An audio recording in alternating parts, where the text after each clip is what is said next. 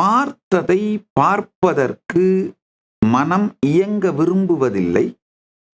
புதுசு புதுசா பார்க்கணும்னு இயங்க முயற்சி பண்ணுது. ஆனா ஒரு பெரிய கொடுமை என்னன்னா,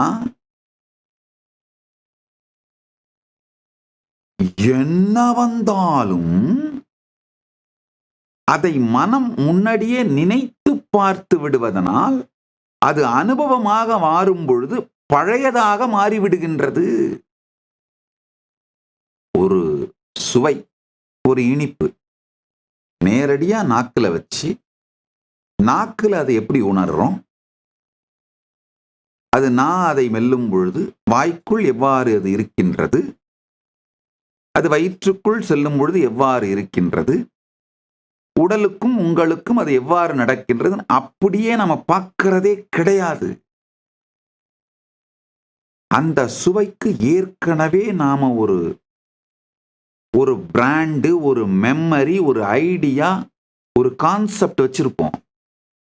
அதை நாக்குல வைக்கும் பொழுதே அதை நினைத்து பார்த்து கொண்டிருக்கின்றோம். நினைத்தல் அனுபவத்திற்கு முன்பாக முந்திவிடும் பொழுது